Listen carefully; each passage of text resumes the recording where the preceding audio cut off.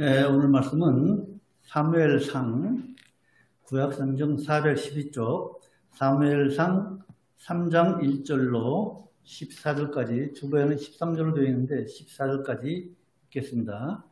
사무엘상 3장 1절로 14절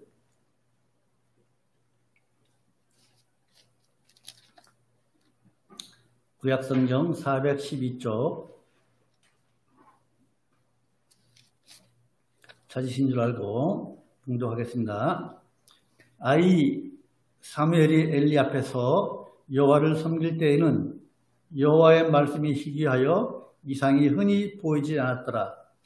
엘리의 눈이 점점 어두워가서 잘 보지 못하는 그때에 그가 자기 처소에 누웠고 하나님의 등불은 아직 꺼지지 아니하였으며 사무엘은 하나님의 궤에 있는 여호와 전 안에 누웠더니 여호와께서 사무엘을 부르시는지라. 그가 대답하되 내가 여기 있나이다 하고 엘리에게로 달려가서 가로되 당신이 나를 부르셨기로 내가 여기 있나이다. 가로되 나는 부르지 아니하였으니 다시 누구라. 그가 가서 누웠더니 여호와께서 다시 사무엘을 부르시는지라. 사무엘이 일어나서 엘리에게로 가서 가로되 당신이 나를 부르셨기로 내가 여기 있나이다. 대답하되 내 아들아 내가 부르지 아니하였으니 다시 누구라 하니라. 사무엘이 아직 여호와를 알지 못하고 여호와의 말씀도 아직 그에게 나타나지 아니한 때라. 여호와께서 세 번째 사무엘을 부르시는지라.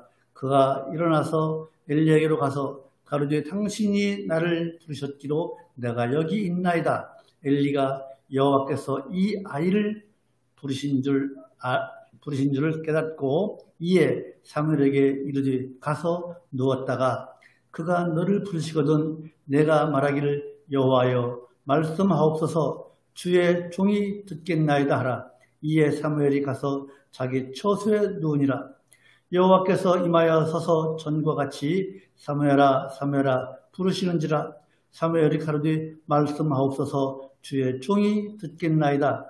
여호와께서 사무엘에게 이르시되 보라 내가 이스라엘 중에 한 일을 행하리니 그것을 듣는 자마다 두 귀가 울리리라. 내가 엘리의 집에 대하여 말한 것을 처음부터 끝까지 그날에 그에게 다 이루리라. 내가 그 집을 영영토록 심판하겠다고 그에게 이른 것은 그의 아는 죄악을 인함이니 이는 그가 자기 아들들이 저주를 자청하되 금하지 아니하였음이니라.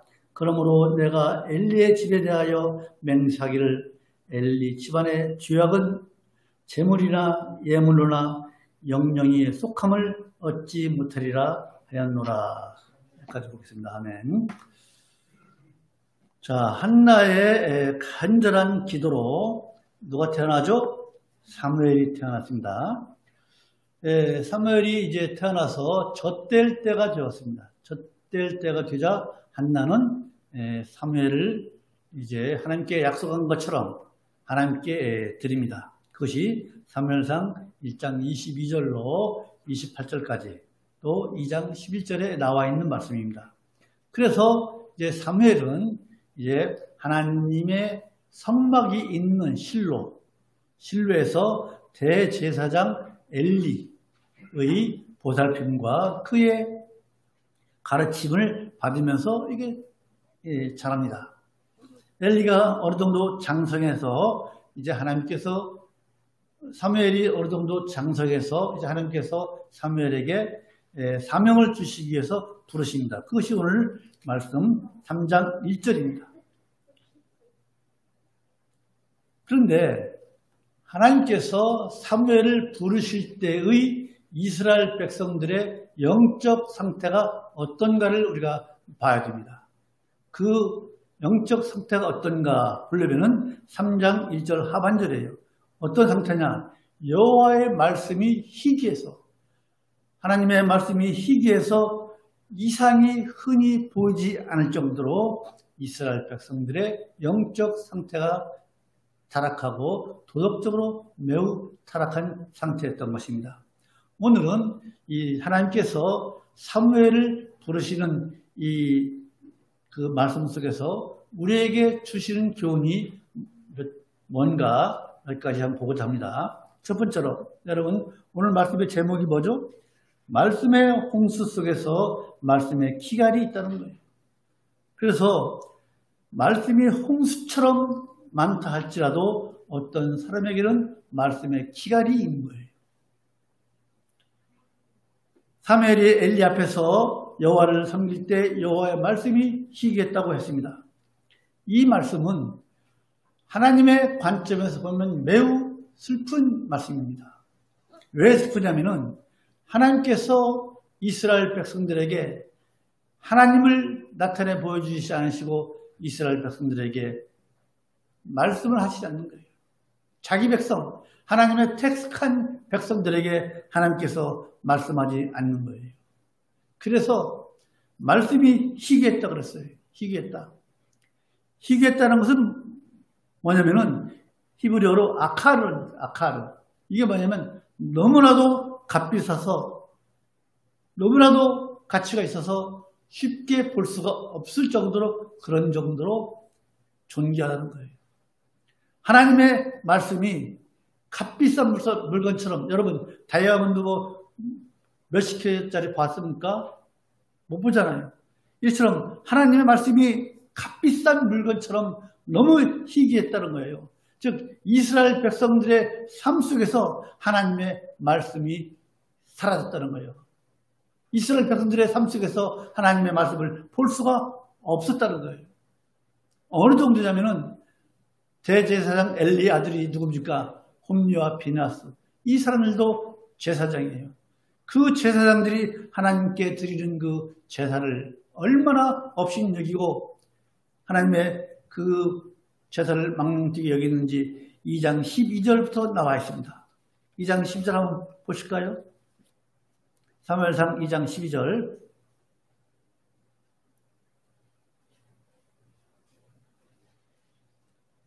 (15절까지) 같이 읽읍시다. 시작. 엘리의 아들들은 불량 자라 여호와를 알지 아니하더라. 그 제사장들이 백성에게 행하는 습관은 이러하니 곧 아무 사람이 제사를 드리고 그 고기를 삶을 때에 제사장의 사환이 손에 3살 갈고리를 가지고 와서 그것으로 남비에나 소태나 큰 소태나 가마에 찔러 넣어서 갈고리에 걸려 나오는 것은 제사장이 자기 것으로 취하되 실로에서 무릇 그곳에 온 이스라엘 사람에게 이같이 할 뿐 아니라 15절 기름을 태우기 전에도 제사장의 사환이 와서 제사 드리는 사람에게 이르기를 제사장에게 구워드릴 고기를 내라. 그가 내게 삶은 고기를 원치 아니하고 날 것을 원하신다 하다가 이런 정도로 하나님께 드리는 그 제사, 그 삶은 고기를 제사장이 가만히 있는 엘리와 홈리와 비나스가 3살 갈고리를 찍어서 자기들이 먼저 취하는 거예요. 또 기름도 마찬가지예요. 이처럼 하나님께 드리는 제사를 엘리 대제사장 아들 홈리와 비나스가 하나님의 제물 하나님께 드리는 것을 이처럼 자기들이 먼저 취하는 그런 망령된 짓을 하는 거예요. 그러니 백성들은 오죽하겠습니까? 이처럼 그 시대에 사사시대의 그 마지막에는 하나님께 대한 그 죄가 하나님께서 진노할 정도로 참으로 죄가 만연했던 것입니다. 그런데요, 홈리와 비나스가 우리가 비난할 거 아니에요. 왜냐하면 우리도 그러기 쉽다는 거예요. 우리가요, 예배를 가볍게 여기는 것, 하나님께 드린 예배를 없인 여기는 것 마찬가지예요. 우리가 그래서 하나님께 드린 예배는 신령과 진리로 드리라고 하는 이유가 바로 여기 있는 거예요. 우리가 신령과 진리로서 말씀으로서 온 힘을 다해서 예배 드려야 될 줄로 믿습니다. 여러분, 하나님의 말씀이 사라지는 것은요, 하나님의 말씀이 우리에게서 없어지는 것은요, 그것은 바로 타락의 길로 갈 수밖에 없는 것입니다. 말씀이 나에게서 멀리 떨어져 있다고 하면은 그것은 내가 하나님의 심판을 자초하고 있구나라고 생각하시면 될 줄로 믿습니다. 하나님의 말씀이 희귀한 이 이스라엘에 있어서 하나님은요 결국에는 어떻게 합니까? 블레셋을 동원합니다. 블레셋을 동원해가지고 이스라엘을 치십니다. 그리고 하나님의 법궤 언약궤를 블레셋에 빼앗기게 하십니다. 언약궤가 없다는 것, 이스라엘 사람들에게 언약궤를 빼앗긴다는 것은 그것은 하나님의 말씀이 사라졌다는 거예요. 언약궤를 뺏기는 그런 고통을 이스라엘 백성들에게 주신 것입니다. 오늘날 우리도 얼마나 많은 말씀의 홍수 속에서 삽니까? 주일마다 드려지는 예배, 수요, 금요, 또 오후 예배, 또 TV에서, 또 라디오에서, 오늘날 유튜브에 얼마나 많은 말씀이 있습니다. 말씀이 아주 홍수, 오늘날처럼 말씀의 홍수를 이룰 시대가 없을 것입니다. 그러나 이러한 말씀의 홍수 속에서 우리가 살면서 우리는 과연 얼마나 하나님의 말씀을 접하고 사는지 우리가 곰곰이 우리 자신을 생각해 봐야 될 줄로 믿습니다. 나는 과연 얼마나 성경을 접하고 있는가? 혹시 우리 성도들은 그런 분 안 계시지만 혹시나 말씀을 멀리하고 종교 행위로만 하나님을 믿는, 즉 말씀의 기근 속에서 살고 있는 그런 사람들이 얼마나 이 시대에 많습니까? 여러분, 우리들은요 참으로 말씀이 홍수가 이룬 이 시대를 살고 있지만은 우리 모두 성경을 가까이 하고 말씀을 가까이 하는 여러분이 되시기를 간절히 소망을 합니다. 그러나 이렇게 넘쳐나는 말씀 속에서도요 우리가 주의할 것이 있습니다. 뭐냐? 인본주의자들, 혼합주의, 또 종교다원주의자들의 말씀을 우리가 참으로 조심해야 됩니다. 그분들의 말씀은요 영을 살리는 말씀이 아니고 오히려 영을 죽이는 말씀이 될 수가 있기 때문에 우리가 그들의 말씀, 종교다원주의자들, 혼합주의자들, 인본주의자들의 그 말씀을 분별할 줄 알아야 돼요. 그 분별의 기준이 뭐냐? 그것은 바로 성경이에요. 성경 말씀에 어긋나면 그것은 영을 죽이는 말씀이지 영을 살리는 말씀은 아닌 것입니다. 그래서 우리가 성경을 읽음으로 해서 우리가 말씀을 구분할 줄 아는 그런 능력을 키워야 될 줄로 믿습니다. 여러분, 우리가 성경을 보다 보면요 막 졸리잖아요. 한 10분 읽으려면 졸리잖아요. 그래서 어떤 사람들은 성경이 너무 재미없다. 그래. 그렇잖아요. 성경이 재미없다. 그런데 여러분, 우리 성도들은 성경의 맛을 알아야 돼요. 성경의 맛. 성도가 우리들이 성경의 맛을 잃어버리면요 그것은 신앙이 내 신앙이 병들었구나 라고 생각하셔야 돼요. 시편 19편 보십시다. 시편 19편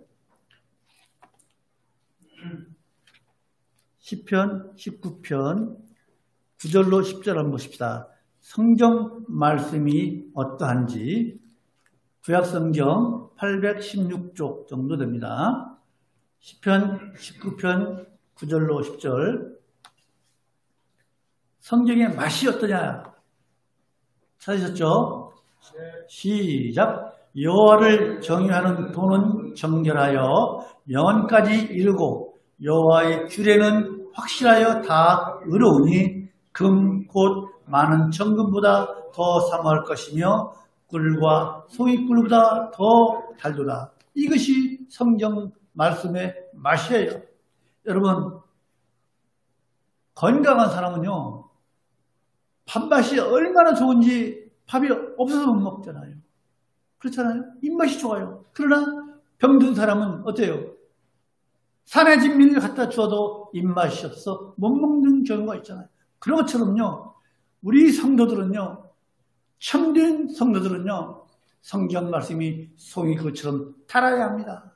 성경 말씀이 꿀처럼 달지 않은 사람들은요 내가 말씀의 기갈 속에 살고 있구나 라고 생각하시면 됩니다. 성경 말씀이 여러분이 읽을 때 이 말씀이 졸리구나, 재미없구나, 재미없다 라고 생각하지 마시고 성경 말씀이 달다고 느껴야 돼요.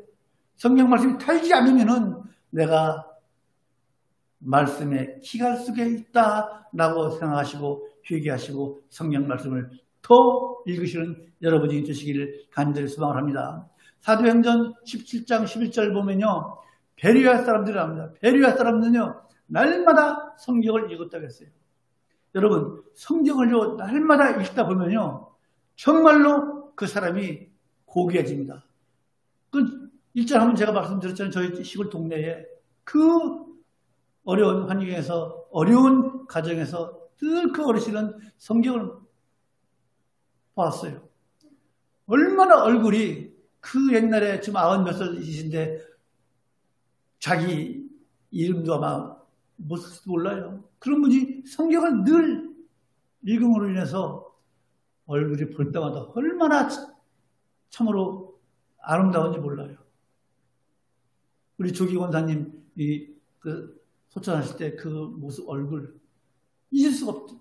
성경을 가까이 하는 분들의 모습은 이처럼 고귀해져 가는 것입니다. 우리 모두 성경을 가까이 하는 여러분 되시기 바랍니다.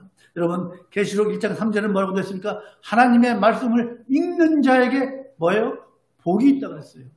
복이 있다고. 또 하박국 2장 2절에서 뭐라고 되냐? 여호와께서 내게 대답하여 가라사대 너는 이 묵시를 기록하여 판에 명백히 새기리 어떻게 달려가면서도 읽을 수 있도록 하라고 했습니다. 우리 예수님께서 40일간 금식하시고 사탄에게 시험 받을 때 뭘로 이겼어요? 전부 다 구약 이사야서를 동원해서 사탄의 시험을 이겼지 않습니까? 이처럼 여러분 성경을 우리가 읽어서 성경을 가까이 해서 말씀이 홍수를 이루고 있는 이 시대에도 우리가 말씀의 기갈 속에서 살지 않는 여러분이 되시기를 간절히 소망을 합니다. 두 번째, 여러분 말씀을 가까이 할 때 이처럼 말씀을 가까이 할 때 우리가 하나님의 음성을 들을 수가 있는 거예요. 3절을 보면요. 오늘 본문 3절을 보면요. 사무엘이 하나님의 언약궤가 있는 3절 같이 읽읍시다. 시작. 하나님의 사무엘상 3장 3절 잘했죠? 시작. 하나님의 등불은 아직 꺼지지 아니하였으며 사무엘은 하나님의 궤에 있는 여호와의 천 안에 누웠더니 여러분 하나님의 궤, 언약궤죠. 언약궤가 있는 여호와의 천 안에 누웠더니 이걸 보면요. 언뜻 보면은 언약궤가 있는 곳이 어디죠? 지성소예요. 휘막이 이처럼 크다면은 휘막 안에 지성소가 있잖아요. 저기 성막이 있잖아요. 성막이 텐트잖아요. 그죠? 쉽게 얘기해서 그 성막 안을 이쪽을 구분해서 뭘로 가려놨죠? 커튼, 휘장으로 가려놨잖아요. 그 안쪽에 뭐가 있어요? 하나님의 언약궤 법궤가 있어요. 그 법궤 안에 뭐가 들어있어요? 십계명을 새긴 두 돌판과 아론의 쌍난 지팡이와 또 뭐가 있어요? 항아리, 만나를 든 항아리가 있어요. 그래서 이 지성소는요, 휘장을 열고 들어갈 수 있는 사람이 누구냐? 대제사장만이 들어갈 수가 있어요. 그것도 1년에 단 한 번. 그날 이후에 들어가면 누구든지 다 죽습니다.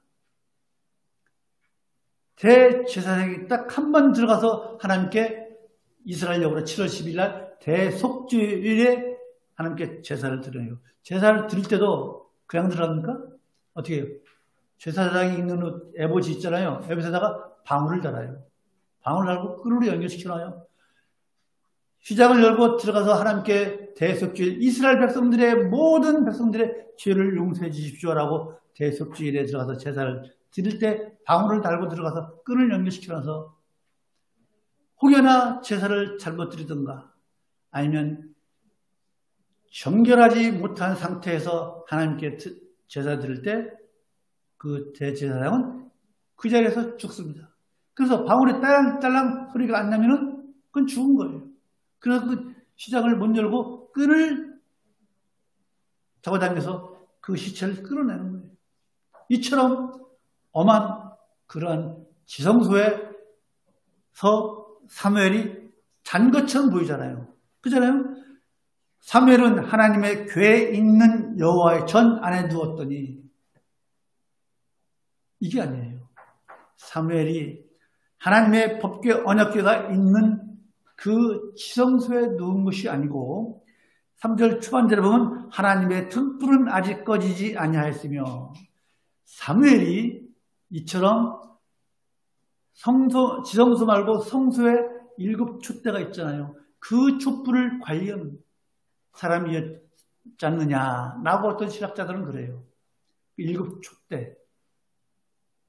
이처럼 사무엘이 지성소에서 잔 것이 아니고 성소에서 잔 것 아니냐. 이렇게 어쨌든 하나님의 언약궤 말씀을 상징하는 그 언약궤 가까이서 사무엘이 늘 잤다는 것.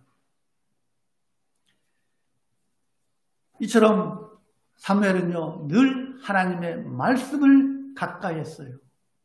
그런 하나님의 사무엘에게 이제 하나님께서 소명을 주시기 위해서 사무엘을 부르시지 않습니까? 3번을 부를 때마다 어떻게 해요? 누구한테 가요? 엘리한테 가잖아요. 하나님이 부르셨는데 엘리한테 가잖아요. 이렇게 사무엘은 말씀을 가까이에서 살았습니다. 그래서 하나님의 음성을 듣는 거예요. 여러분 근데요 오늘날은 어떻습니까? 오늘날도 이렇게 하나님께서 우리를 부르십니까? 누구야 부르십니까? 오늘날은요 하나님께서 신구약 성경을 이미 다 완성해 놓으셨기 때문에 오늘날에는 완성된 이 성경을 통해서 우리에게 성령의 감동, 감화를 통해서 우리에게 말씀하시는 것이에요.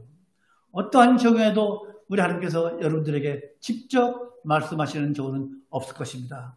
따라서 우리가 하나님의 말씀을 듣기를 원한다면 우리가 늘 성경을 가까이 하고 묵상하고 연구해야 될 줄로 믿습니다. 마치 사무엘처럼 말이죠. 말씀을 늘 가까이 하고 이 시대가 어떻습니까? 지금 아까 3장 1절에서 여호와의 말씀이 너무 희귀해 이스라엘 백성들에게 찾아볼 수가 없을 정도로 말씀이 희귀하고 없을 때에 사무엘은 하나님의 말씀 언약궤 옆에서 늘 하나님의 말씀을 사모하며 살았던 거예요. 그래서 하나님의 음성을 들을 수가 있는 것입니다. 우리가 늘 하나님의 음성을 듣기를 간절히 소망하는 여러분이 되시기를 간절히 바랍니다. 자, 여러분 그리고 3번째 체험적 지식과 또 체험적인 신앙이 견고한 신앙이 됩니다. 7절 오늘 본문 7절을 보시면은 사무엘이 하나님께서 부르실 때 응답하지 못한 이유가 나오죠. 같이 읽읍시다. 3장 7절 시작. 사무엘이 아직 여호와를 알지 못하고 여호와의 말씀도 아직 그에게 나타나지 아니한 때라. 자, 여러분 이 말씀 보면요 이상하죠. 아니 사무엘이 그렇게 하나님의 언약궤 인근에서 늘 자면서 하나님을 몰랐다는 게 말이 이해가 안 되지 않습니까?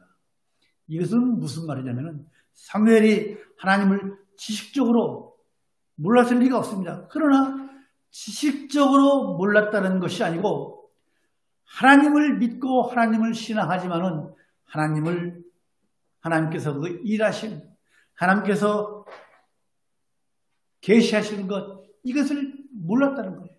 늘 말씀을 같이 하고 살았지만 7절 끝에 보면 아직 그에게 나타나지 아니한더라. 그래서 아직 경험하지 못한 거예요.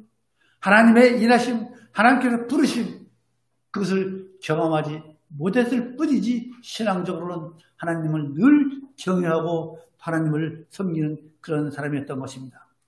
그래서 아직 사무엘은 이처럼 하나님을 그 계시를 직접 경험하지 못했기 때문에 사무엘의 그 신앙은 아직 성숙한 신앙이 못 되었다 하는 것입니다. 성숙하지 못했다.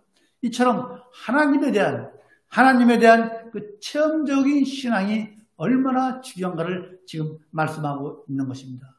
체험적인 신앙. 우리 여기 계신 분 또 댁에서 온라인 예배 들으시죠. 우리 예양 선교교회 성도들은 다 신앙의 연주들이 다 깊습니다. 그래서 모두가 다 체험적인 신앙을 가지고 있는 줄로 믿습니다.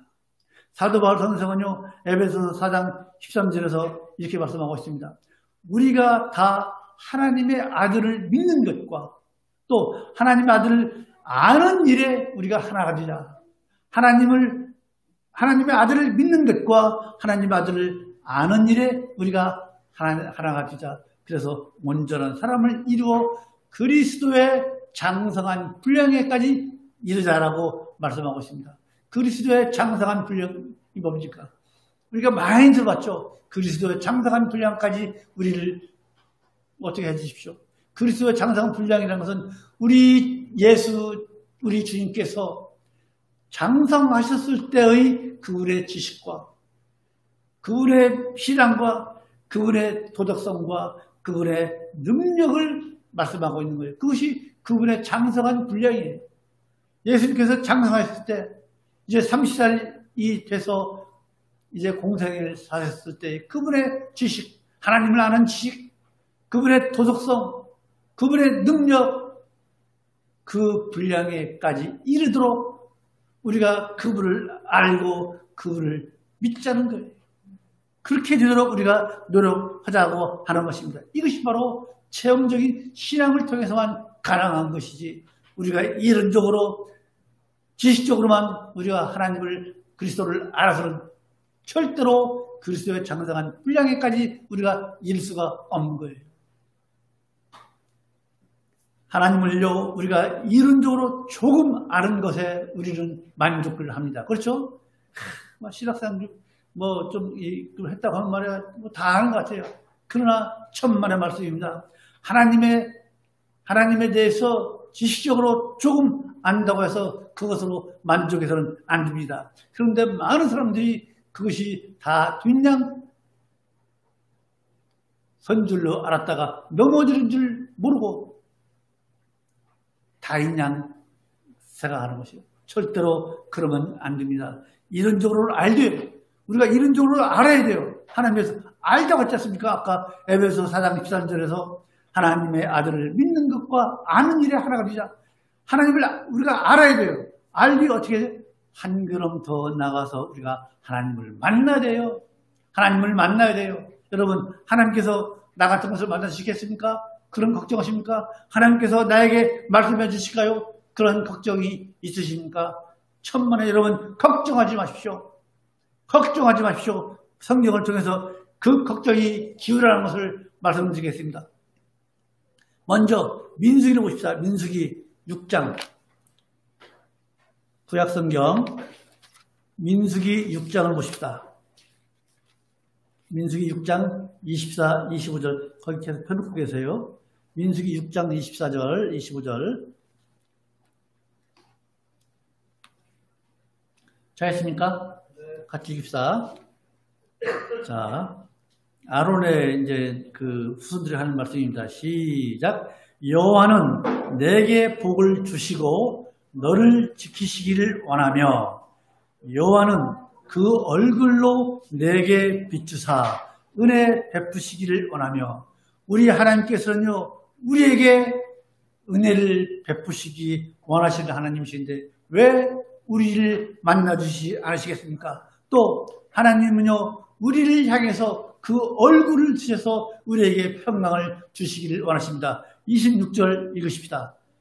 시작. 여호와는 그 얼굴을 내게로 향하여 드사 평강 주시기를 원하노라 하시니라 하라. 우리 하나님께서 이처럼 이 어려운 시대에 이 코로나 시대에 우리에게 얼굴을 드셔서 우리에게 평강 주시기를 원하시고 계십니다. 얼마나 걱정이 많습니까? 오늘 1030명이라고 합니다. 걱정이 많지만 우리 하나님께서 우리에게 그 얼굴을 드셔서 우리에게 평강 주시는 것을 굳게 믿으시고 이 어려운 시대에 참으로 오직 우리 하나님을 붙들므로 인해서 어려운 이 코로나 시대를 극복하고 이기는 우리 예양선교교회 모든 성도들이 되시기를 주님의 이름으로 축원을 드립니다. 여러분 이제 왜 그래요? 우리 하나님께서 왜 우리에게 은혜를 주시기 원하고 또 그 얼굴을 드셔서 우리에게 평강을 주시기를 원하십니까? 그것은요, 우리 성도들 한 사람 한 사람이 하나님께 너무나도 소중한 존재이기 때문에 하나님께서 우리에게 은혜를 베푸시고 우리에게 평강을 주시고 또 우리를 알기를 원하시는 하나님이신 것입니다.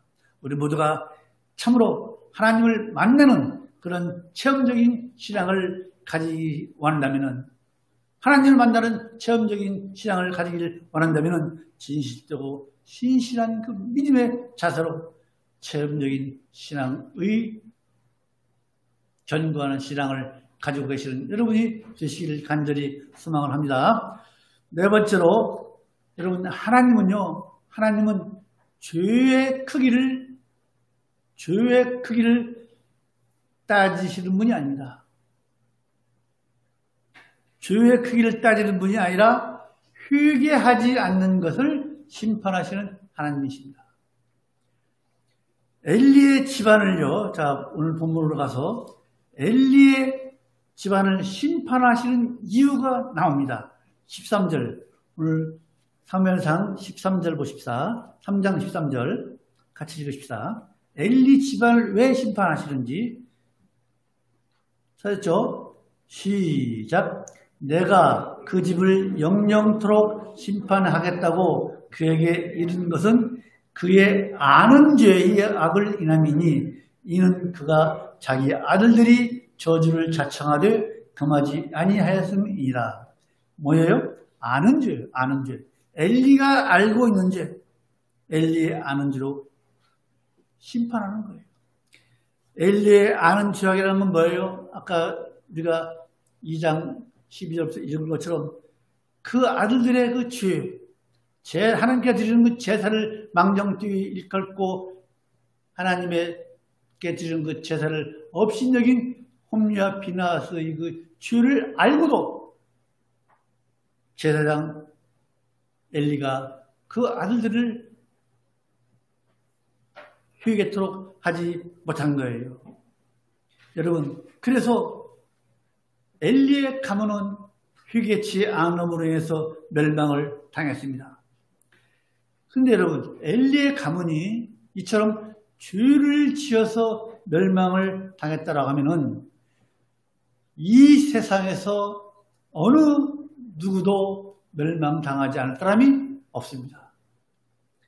왜냐하면 이 세상에는요, 죄 없는 자가 하나도 없기 때문에 모든 사람은 죄인이기 때문에 멸망당할 수밖에 없는 거예요. 또 여러분, 죄의 형태가 각기 다 다르잖아요. 우리들과 다 죄를 지우고 있지만은 각자의 죄가 다 다릅니다. 또 죄의 크기도 각자 달라요. 누구는 작은 죄, 누구는 큰 죄. 이처럼 죄의 형태도 다르고 죄의 크기도 다 다릅니다. 그러나 누구나 다 죄인입니다. 아니야, 나는 죄가 없어. 내가 무슨 죄를 지었다 그래. 내가 죄인이 아니라고 하는 사람은요, 하나님을 속이는 사람이라고 요한 1서에 기록되어 있습니다. 요한 1서 보십시다. 요한 1서 1장 10절 보십시다. 나는 죄인이 아니다. 나하고 하는 사람은 하나님을 속이는 사람이다. 요한 1서 1장 10절 신약성경 388쪽 찾았죠? 시작. 만일 우리가 범죄하지 아니하였다 하면 하나님을 거짓말하는 자로 만드는 것이니 또한 그의 말씀이 우리 속에 있지 아니하니라. 이처럼 나는 죄인이 아니라고 하는 사람은 하나님을 속이는 자라고 했습니다. 그래서 모든 인간은 다 죄인입니다. 그것이 성경의 일관된 사상인 것입니다. 일관된 사상이 모든 인간은 죄인이다. 그래서 로마서에서 확인해 봅시다. 로마서 3장 23절. 로마서 3장 23절.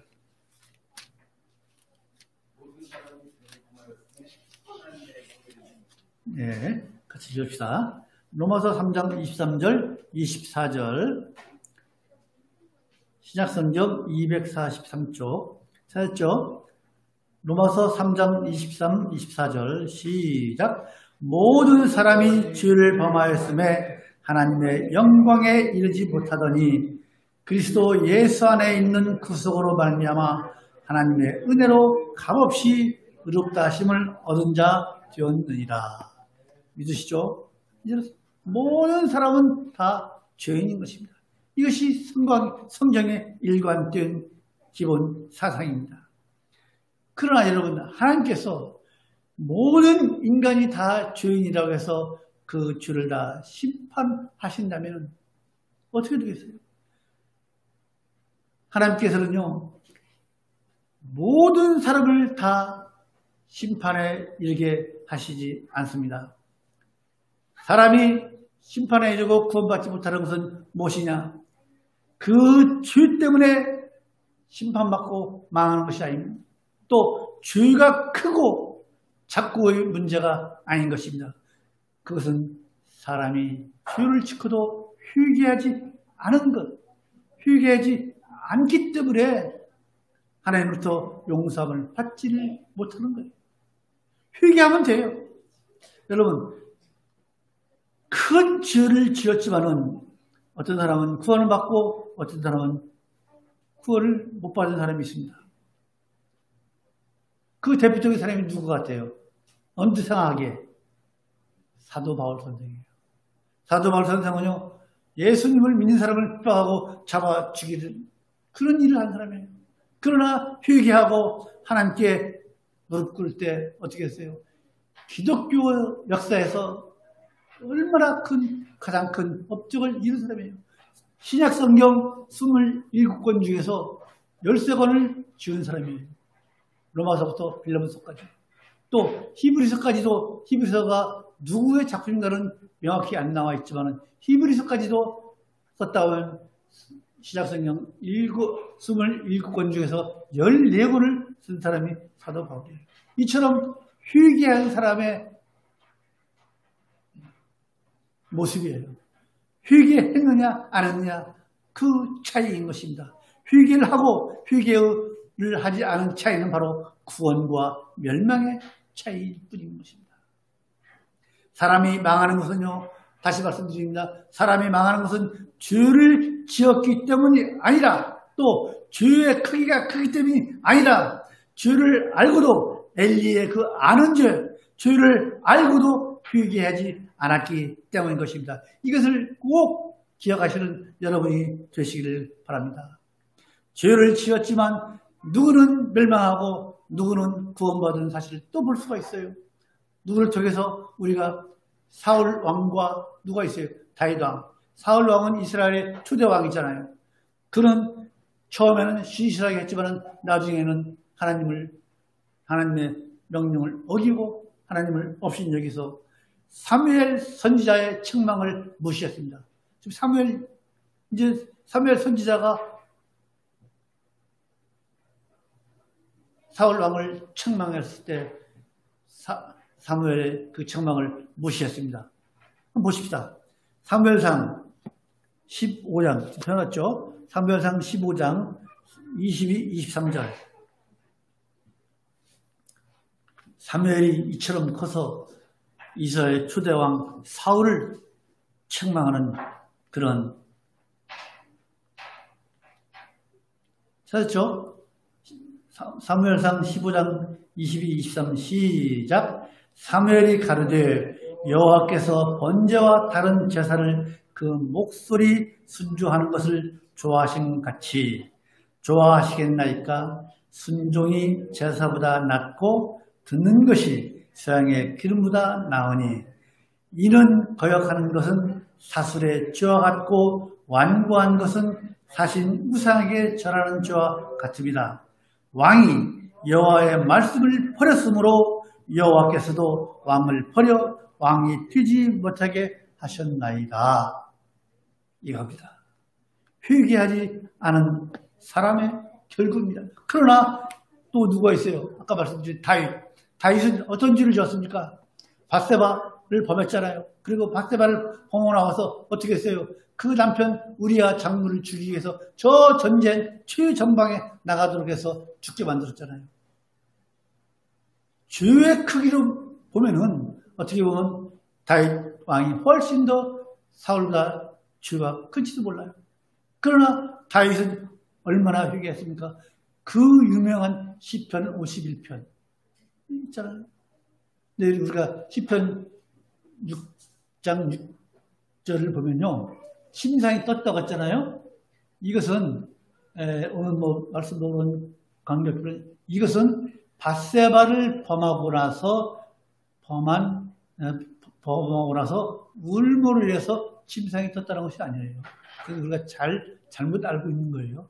바세바를 범하고 나서 내가 이렇게 회개하고 침상이 뜰 정도로 너무 과장법이지만은 그거 다릅니다.